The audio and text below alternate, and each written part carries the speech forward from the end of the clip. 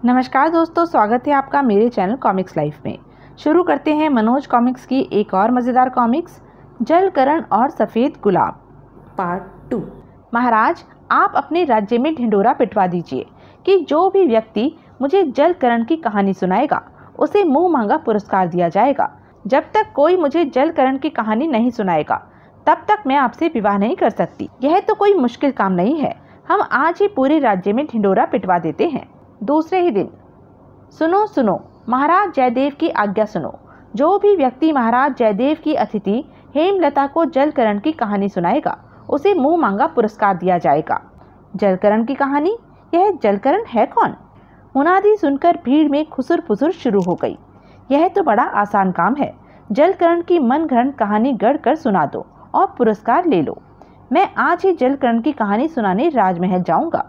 और इस प्रकार लोग राजमहल में जाकर जलकरण की उल्टी सीधी कहानी हेमलता को सुनाने लगे। एक था जलकरण, वह हमेशा जल में ही रहता था, इसलिए उसको जलकरण कहते थे।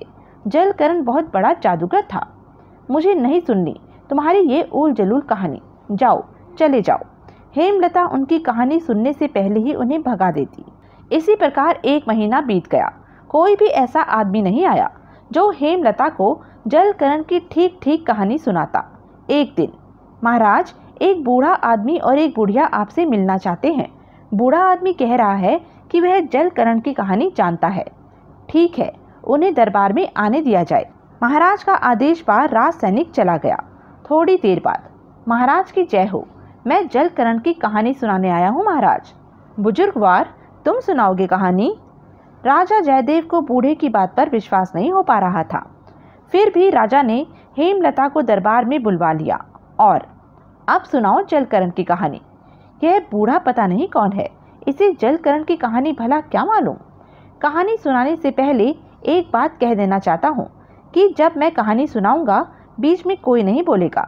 अगर बीच में कोई बोला तो मैं उसी समय कहानी सुनाना बंद कर दूंगा और आगे की कहानी फिर दूसरे दिन सुनाऊंगा। ठीक है, बड़ी विचित्र शर्त है। तब बूढ़े ने कहानी सुनानी शुरू की। एक राजा था, अपनी जिद का पक्का। एक दिन जब राजा अपनी महारानी के पास था तो रात्रि में कहीं दूर गीदड़ बोला। राजा जिद पर अड़ गया कि शेर बोला था। महारानी ने कहा कि यह गीदड़ की आवाज़ है। बूढ़े की कहानी सुनते हुए राजा जयदेव को 25 वर्ष पहले अपने साथ घटी घटना याद हो आई। यह बूढ़ा तो 25 वर्ष पहले घटी मेरी और ऐश्वर्य लक्ष्मी की कहानी सुना रहा है, पर इसे यह सब बातें कैसे मालूम हुई? उधर हेमलता मन ही मन सोच रही थी, यह बूढ़ा पता नहीं किस राजा की कहानी सुना रहा है। जलकरण की कहानी तो ऐसी नहीं थी। उधर बूढ़ा कह रहा था, राजा ने महारानी से जिद की कि अगर उसकी यह बात सच निकली कि रात को शेर बोला था तो महारानी 25 वर्ष के लिए राज्य छोड़कर अज्ञातवास पर चली जाएगी, और अगर महारानी की बात सच निकली कि रात गीदड़ बोला था तो राजा 25 वर्ष के लिए राजपाट छोड़कर अज्ञातवास पर चले जाएंगे।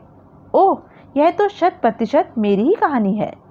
महारानी ने मन ही मन सोचा कि अगर राजा राज्य छोड़कर चले गए तो 25 वर्ष तक राज्य कौन संभालेगा।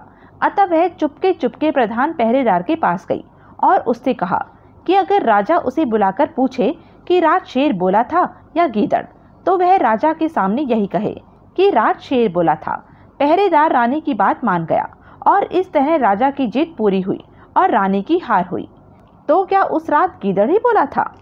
बूढ़े के चुप होते ही राजा जयदेव व्यग्र स्वर में बोले, तुम चुप क्यों हो गए? सुनाओ, आगे क्या हुआ? नहीं राजन, बाकी कहानी कल सुनाऊंगा। मैंने पहले ही कह दिया था कि कहानी के बीच में कोई नहीं बोलेगा। इतना कह बूढ़ा बुढ़िया का हाथ पकड़कर कक्ष से बाहर चला गया।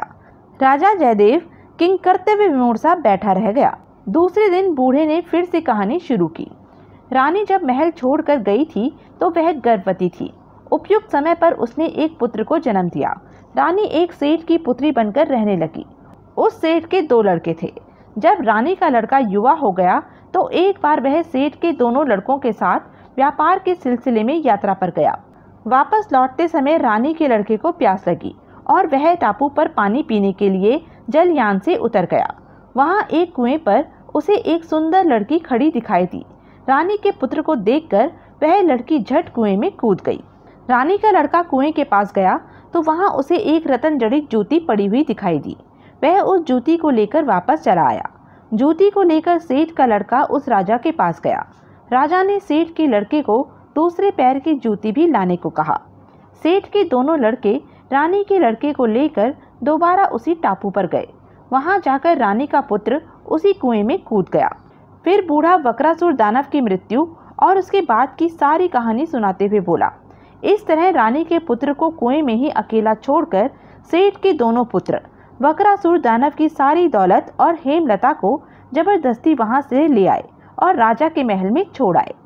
बूढ़े की कहानी सुनकर हेमलता खुशी के आवेग में खड़ी हो गई और बोली, बूढ़े बाबा, सच सच बताओ कि तुम कौन हो। हेमलता जी, मैं अपने रहस्य पर से पर्दा हटा दूंगा, पर पहले कृपया करके मुझे व मेरी पत्नी को कुछ देर के लिए एक खाली कक्ष में भिजवाने का कष्ट करें। तुरंत ही बूढ़े व बुढ़िया को एक खाली कक्ष में भिजवा दिया गया और कुछ देर बाद जब बूढ़ा बुढ़िया पुनः दरबार में लौटे तो हेमलता प्रसन्नता से उछल पड़ी। जलकरण, तुम और तुम्हारे साथ यह स्त्री कौन है? तुम कुएं में से कैसे निकले और यह बूढ़े बुढ़िया का क्या चक्कर है? एक ही सांस में इतने सारे सवाल। जरा धैर्य रखो हेमलता, एक एक करके मैं तुम्हारे सभी सवालों के जवाब दूंगा। तभी राजा जयदेव ने भी चकित हो पूछा, नौजवान, तुम कौन हो? कुछ देर पहले तो तुम दोनों बूढ़े बुढ़िया थे, अब जवान कैसे हो गए? क्या तुम ही वह रानी पुत्र हो जिसकी कहानी तुम सुना रहे थे? आपके भी सभी प्रश्नों का उत्तर मिलेगा महाराज। और फिर सुनिए, मैं आपको आगे की कहानी और सुनाता हूँ। जलकरण ने सुनाना प्रारंभ किया। जब मेरे लालची मामा मुझे उस कुएं में ही छोड़कर चले गए तो मैं कुछ देर तक किंग कर्तव्य विमूढ़ सा वहीं खड़ा रहा। फिर उदास सा वापस महल में चला गया। फिर घूमते घूमते महल के अस्तबल में जा पहुंचा। अरे, अस्तबल में एक घोड़ा नजर आ रहा है, अंदर जाकर देखना चाहिए। जैसे ही मैं अस्तबल में प्रविष्ट हुआ, आओ जलकरण आओ, आखिर तुम आ ही गए। मैं चौंक कर घोड़े को घूरने लगा। मुझे हैरान देख। हैरान मत हो जलकरण, मैं बकरासुर दानव का घोड़ा हूँ। बकरासुर दानव मुझ पर ही सवारी किया करता था। तुम बोल सकते हो? तुम्हें मेरा नाम कैसे मालूम हुआ? मेरे स्वामी बकरासुर दानव ने एक बार मुझे बताया था कि जलकरण ही यहाँ जीवित प्रवेश कर सकता है। ओह, तुम अपनी परेशानी मुझे बताओ, शायद मैं तुम्हारी कुछ मदद कर सकूं। तब मैंने घोड़े को बताया, मेरे मामा हेमलता का अपहरण करके ले गए और मुझे कुएं में ही छोड़ गए। मुझे समझ नहीं आ रहा कि मैं कुएं से बाहर कैसे निकलूं। बाहर जाने का एक ही उपाय है, मैं तुम्हें पाताल लोक ले जाता हूँ। पाताल लोक की राजकुमारी चित्रलेखा के पास एक उड़ने वाला घोड़ा है। अगर वह तुम्हें मिल जाए तो तुम कुएं से बाहर जा सकते हो। मैं उतावला सा बोला, तो मुझे पाताल लोक ले चलो। मुझे वह उड़ने वाला घोड़ा जल्द चाहिए। पता नहीं मेरे मामा हेमलता को कहाँ ले गए होंगे। हाँ हाँ, क्यों नहीं, तुम मेरे पीछे आओ। घोड़ा मुझे पीछे आने को कह अस्तबल से निकलकर एक और चल दिया। मैं भी उसके पीछे चल दिया। घोड़ा मुझे एक सरोवर के पास ले जाकर बोला, जलकरण, अब तुम मेरी पीठ पर सवार हो जाओ। इस सरोवर में से ही पाताल लोक का रास्ता है। ओह, मैं तुरंत घोड़े की पीठ पर सवार हो गया। मेरे बैठते ही घोड़ा सरोवर में घुस गया। तभी अरे, घोड़े के सरोवर में घुसते ही पानी में रास्ता बन गया। शायद यह सीढ़ियां ही पाताल लोक तक जाती हैं।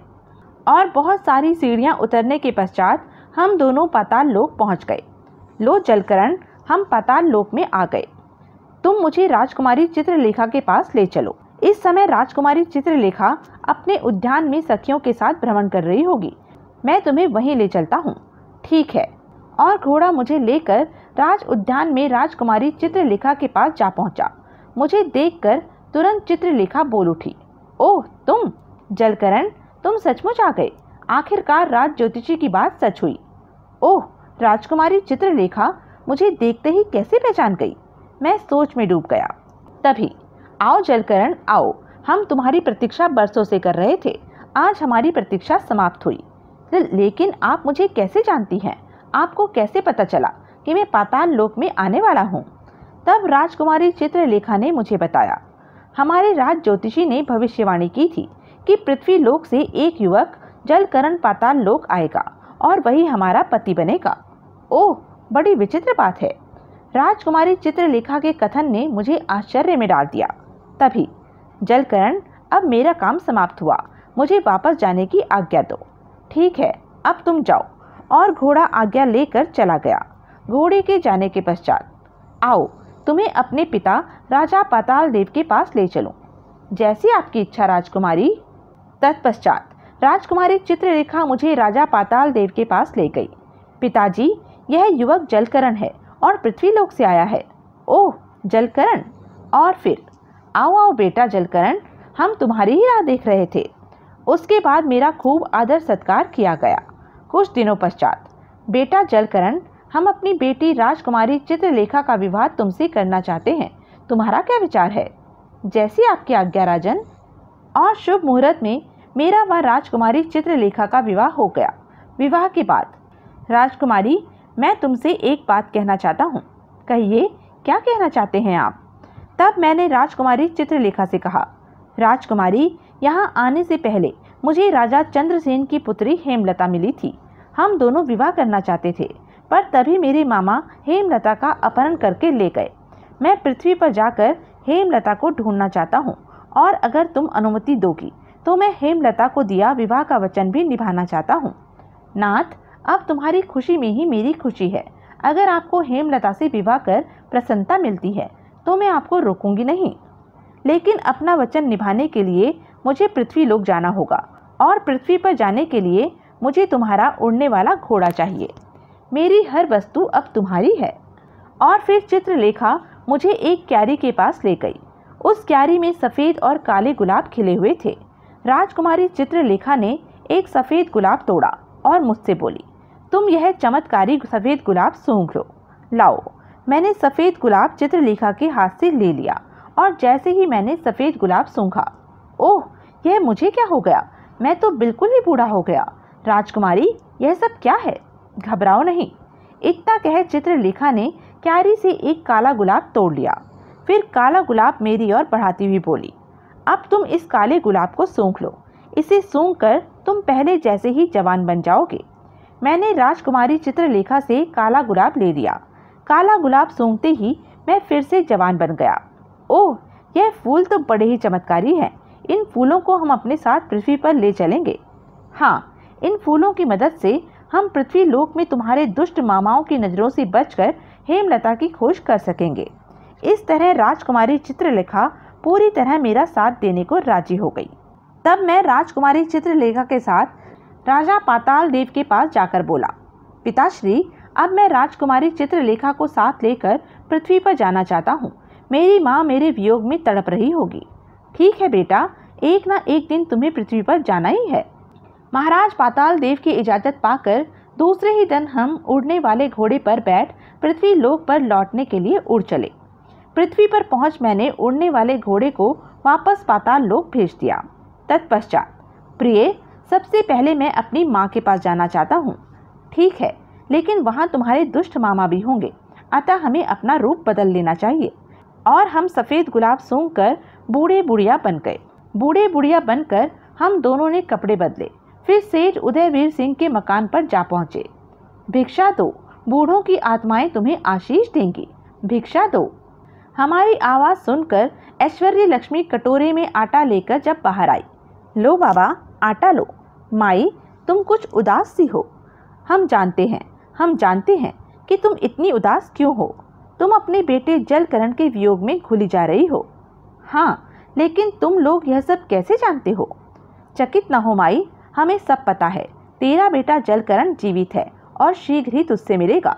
सच बाबा, क्या मेरा लाल सचमुच जीवित है? माँ की दशा देखकर मेरी आंखों में आंसू आ गए। हाँ माई, तेरा पुत्र जीवित है। और फिर अपनी माँ को तसल्ली दे हम हेमलता की तलाश में कामाक्षीपुर आ गए।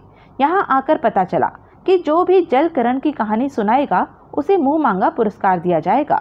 बस बस बेटे, आगे कुछ कहने की ज़रूरत नहीं है। मुझे मेरे सवालों का जवाब मिल गया। तुम्हारी माँ कोई और नहीं, हमारी पत्नी महारानी ऐश्वर्य लक्ष्मी ही है। हाँ महाराज, मैं महारानी ऐश्वर्य लक्ष्मी का ही पुत्र जलकरण हूँ। तुम हमारे बेटे हो जलकरण। कहते कहते राजा जयदेव अत्यधिक भावुक हो उठे। अगले ही पल, बेटे, हमें माफ़ कर दो। हम अपनी जिद और झूठी शान की सज़ा भुगत चुके हैं। पिताजी, माफ़ी आपको मुझसे नहीं, माता जी से मांगनी चाहिए। आपकी वजह से उन्हें न जाने कितने दुख भोगने पड़े हैं। इतना कह जलकरण ने राजा जयदेव को स्वर्गीय सेठ उदयवीर सिंह का पता बता दिया। पता जानने के बाद हम अभी महारानी को लाने के लिए सैनिकों को कंचनपुर भेजते हैं। साथ ही सैनिकों को विजयवीर और अजयवीर को बंदी बनाकर यहाँ लाने का आदेश भी दीजिए पिताजी। उन्हें भी अपने कर्मों की सजा जरूर मिलनी चाहिए। महाराज जयदेव ने सैनिकों को तत्काल कंचनपुर भेज दिया और जब महारानी ऐश्वर्य लक्ष्मी राजमहल में राजा जयदेव के पास पहुंची। आओ महारानी ऐश्वर्य लक्ष्मी आओ, हम तुम्हारे अपराधी हैं। बिना किसी वजह सिर्फ हमारी जिद के कारण तुम्हें 25 वर्ष कष्ट से गुजारने पड़े। हमें इसका दुख है, हमें क्षमा कर दो महारानी। नाथ, मुझसे क्षमा मांगकर लज्जित न कीजिए, यह तो मेरा धर्म था, पर मेरा पता आपको किसने बताया? तभी जलकरण कक्ष में दाखिल होता हुआ बोला, तुम्हारा पता महाराज को मैंने बताया था माँ। आवाज़ सुन महारानी ऐश्वर्य लक्ष्मी जैसे ही मुड़ी, अरे बेटा जलकरण, मेरे लाल, माँ। और फिर ऐश्वर्य लक्ष्मी जलकरण को सीने से लगा गदगद स्वर में बोली, उस भिक्षुक बाबा का कथन सच निकला, मेरा लाल मुझे मिल गया। वह भिक्षुक बाबा और कोई नहीं, तुम्हारा बेटा जलकरण ही था ऐश्वर्य लक्ष्मी। तब जलकरण बात को स्पष्ट करते हुए बोला, हाँ माँ, मैं ही वह भिक्षुक था। अपने दुष्ट मामाओं की वजह से मुझे वह रूप धारण करना पड़ा था। यह तुम क्या कह रहे हो बेटे? और फिर जलकरण ने सारी बात महारानी ऐश्वर्य लक्ष्मी के सामने दोहरा दी। तत्पश्चात राजा जयदेव बोले, अब उन दुष्टों को उनके किए की सजा मिलेगी। इतना कह राजा जयदेव ने मुख्य राज सैनिक को बुलाकर विजयवीर व अजयवीर को दरबार में पेश करने का हुक्म दिया। थोड़ी ही देर बाद अजयवीर और विजयवीर को बंदी के रूप में दरबार में पेश किया गया। जलकरण, भांजे, तब तुम जीवित हो? हाँ दुष्टों, मैं जीवित हूँ और तुम्हारे सामने हूँ। अब अपने किए की सजा भुगतने के लिए तैयार हो जाओ। तभी महाराज दहाड़े, ले जाओ इन्हें और इनका वध करके चील कौवों को खिला दो। महाराज का आदेश सुन ऐश्वर्य लक्ष्मी बरबस ही फरियाद कर उठी, नहीं महाराज, इतना कठोर दंड न दीजिए इन्हें।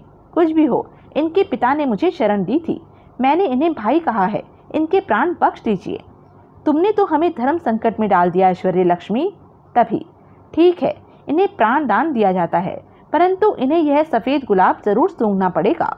जलकरण की बात सुन अजयवीर व विजयवीर की जान में जान आई। उन्होंने तुरंत जलकरण से सफ़ेद गुलाब लेकर सूंघ लिया। अरे यह क्या, हमारी यह क्या दशा हो गई? हम बूढ़े कैसे हो गए? यही तुम दोनों की सजा है दुष्टों। जाओ और जब तक जीवित हो भिखारी बने भीख मांगकर गुजारा करो। नहीं, लेकिन जलकरण को उन पर तरस नहीं आया। उसने उनकी तमाम संपत्ति जब्त कर राजकोष में जमा करने का हुक्म देते हुए उन्हें धक्के मारकर महल से निकाल दिया। और इस तरह अजयवीर और विजयवीर बूढ़े बने अपनी पत्नियों के साथ भीख मांगकर जीवन यापन करने के लिए मजबूर हो गए। भिक्षा दे बाबा, पापी पेट का सवाल है, भगवान के नाम पर कुछ दे दे दाता। और जलकरण हेमलता से विवाह कर अपनी दोनों पत्नियों और माता पिता के साथ सुख से रहने लगा। तो यह थी मनोज कॉमिक्स की एक मज़ेदार कॉमिक्स। ऐसी ही मज़ेदार कॉमिक्स के लिए बने रहें मेरे साथ। और हाँ, मेरे चैनल को लाइक, शेयर और सब्सक्राइब करना ना भूलें। धन्यवाद।